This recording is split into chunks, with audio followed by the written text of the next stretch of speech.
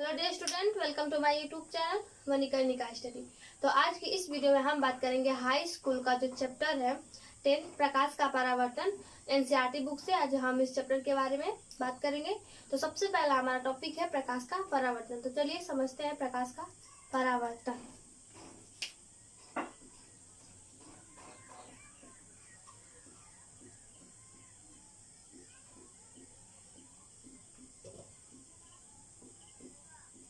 प्रकाश का परावर्तन क्या होता है? तो सबसे पहले हम समझेंगे इसके चित्र से। सबसे पहले हम यहाँ पर बनाते हैं इसका चित्र। ये इसे हम बोलते हैं, इसे हम मान लें पालिशदार सतह। पालिशदार सतह, ये एक पालिशदार सतह है। ये इसे हम बोलते हैं परावर्तक तल। परावर्तक तल कि जब प्रकाश की किरणें इस परावर्तक तल से आकर टकराती हैं तो पुनः उसी माध्यम में वापस चली जाती है। तो मान लीजिए कोई प्रकाश की किरणें यहाँ से आपतित हो रही है, इसे हम बोलेंगे आपतित किरण। आपतित किरण, ये प्रकाश की किरणें जा रही है यहाँ पर और परावर्तक तल से टकराने के बाद पुनः उसी माध्यम में वापस चले जा रही है। पुनः उसी माध्यम में वापस चलेंगे। आपतित किरण परावर्तक तल से टकराने के बाद पुनः उसी माध्यम में वापस चली जाती है, जिसे हम परावर्तित किरण बोलते हैं। परावर्तित किरण, परावर्तित किरण। देखिए, आपतित किरण और परावर्तित किरण, इन दोनों के बीच होता है एक अभिलंब, से हम बोलते हैं अभिलंब।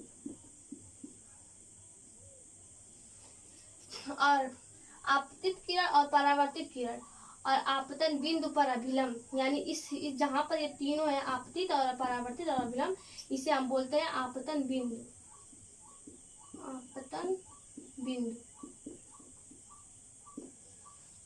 कि प्रकाश का परावर्तन का ये फिगर है कि जब प्रकाश की किरणें किसी पालिशदार सतह पर आकर टकराती हैं, यानी आपतित होकर गई, इस पालिशदार सतह से टकराकर पुनः उसी माध्यम में वापस चली गई, उन्हें आप परावर्तित किरण कहते हैं। और अभिलंब से जब प्रकाश किरणें सीधा जाएंगी, ये गई और पुनः उसी माध्यम में टकराकर वापस चली जाती है अभिलंब से। तो ये परावर्तक तल से जब प्रकाश की किरणें आपतित होकर टकराती है और पुनः उसी माध्यम में वापस चली जाती है, जिन्हें हम परावर्तित किरण बोलते हैं। तो देखिए, प्रकाश के परावर्तन के होते हैं दो नियम। सबसे पहले हम इनके नियम को समझते हैं। सबसे पहला नियम कि आपतित किरण और अभिलंब के बीच जो कोण बनता है उसे हम आई बोलते हैं, आपतन कोण। और परावर्तित किरण और अभिलंब के बीच जो कोण बनता है उसे हम बोलते हैं परावर्तन कोण, जिसे हम आर से प्रदर्शित करते हैं। तो सबसे पहला इसका नियम है कि आपतन कोण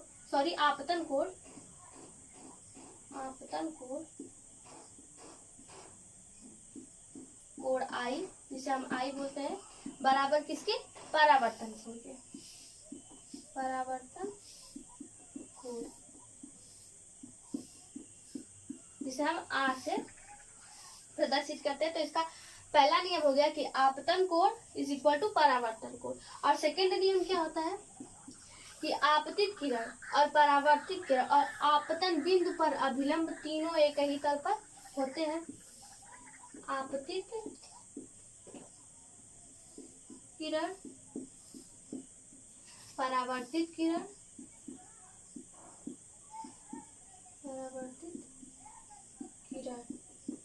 तथा आपतन बिंदु पर अभिलंब। आपतन बिंदु पर अभिलंब तीनों एक ही तल पर होते हैं। एक ही तल पर होते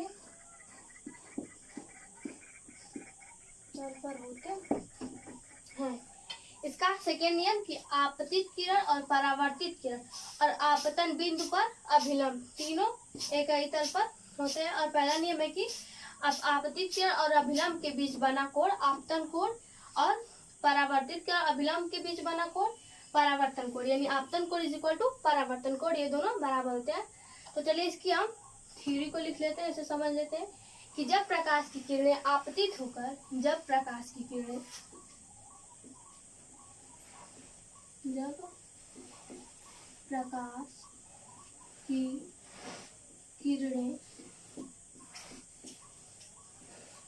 आपतित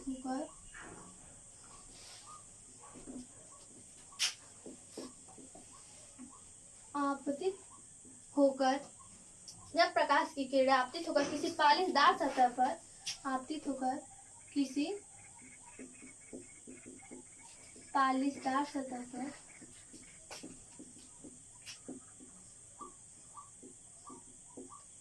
पर आकर टकराती हैं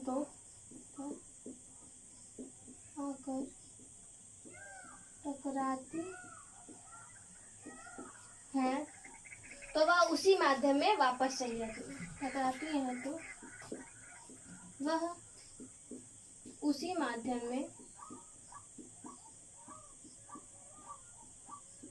में वापस चली जाती है।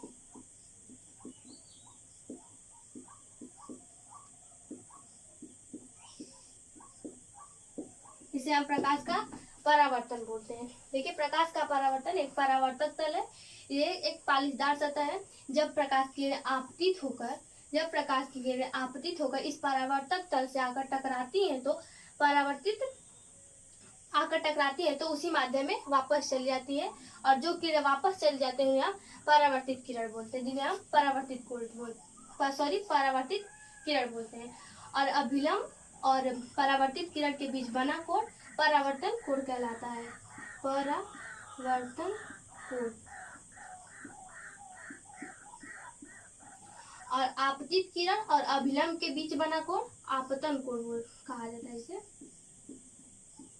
आपतन कोण। और परावर्तन का फर्स्ट नियम क्या है कि आपतन कोण इज इक्वल टू परावर्तन कोण। आपतन कोण और परावर्तन कोण एक दूसरे के बराबर होते हैं। और दूसरा नियम कि आपतित किरण और परावर्तित किरण और आपतन बिंदु पर अभिलंब तीनों एक ही तल पर होते हैं। तो ये प्रकाश के परावर्तन का नियम और उसका ये थ्योरी। आई होप आपको ये समझ में आया होगा। अगर हमारी ये वीडियो आपको अच्छी लगी हो तो लाइक कीजिएगा, सब्सक्राइब कीजिए एंड कमेंट करना ना भूलिएगा। धन्यवाद।